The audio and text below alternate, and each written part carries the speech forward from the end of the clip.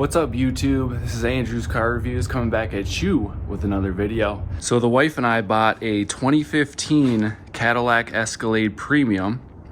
First thing you'll notice if you're familiar with these vehicles is the modifications that the previous owner did. So we'll start with smoked lights here, here, and here. And then the front fascia totally blacked out. And then also the trim work on this side, Escalade badge, all blacked out through here. Door handles, smoked rear lights as well, blacked out emblem, trim. And then one of the other big things that you'll notice that's not factory equipped is this side exhaust, twin tip on both sides.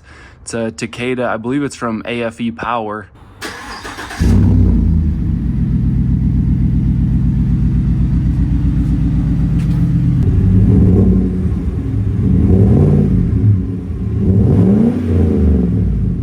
Under the hood, we're featuring a 6.2 liter V8, putting out 420 horse. Nothing custom under here, no cold air intake or anything like that, just completely stock.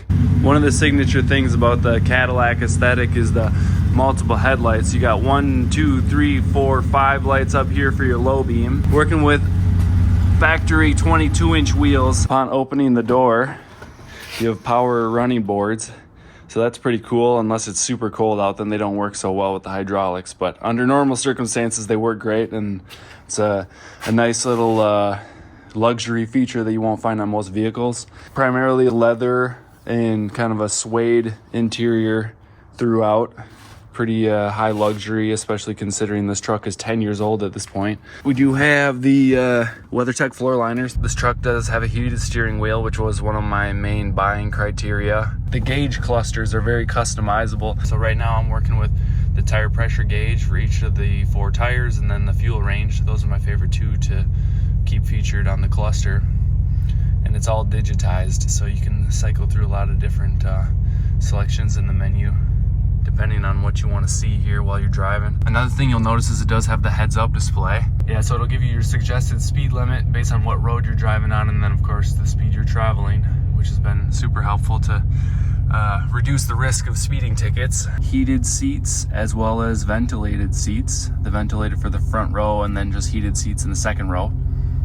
That was one of my other main buying criteria, between the heated wheel and then the heated and ventilated seats. That's what I was really looking for. Pretty substantial space here for your center console, and a couple of charging ports on that side and 12 volt on this side. That's one thing that I noticed. We actually traded in a Chrysler 200 for this truck. Noticed that the significantly more space on the interior for the center console, the cup holder game, all of this, being able to store all this stuff while we're getting in and out has been really convenient. Another thing you'll notice here is the sunroof, as well as the rear DVD player. That's been keeping my son happy while we've been cruising. Here's a quick look at the main menu on the infotainment system here. Audio, phone, Pandora, weather, navigation, of course climate, and we'll go to the second page. I'll fire this guy up. We got our Bluey. Got loaded up with our Bluey, gotta have Bluey. Now we got our Bluey up on the front, so in case you're parked, you're stuck somewhere, you're traveling or whatever, you can watch the movie on both the front and the rear screen, which I was unaware of when I bought the truck, but actually found that to be a really nice, helpful feature. Switching over to the second row seating here, you can see there's still some pretty substantial leg room for the rear captain's chairs. My seat's basically all the way back because I'm 6'7", so even, you know, a smaller passenger would be able to fit behind me comfortably with my seat where it is. As you can see, car seat for the little guy there.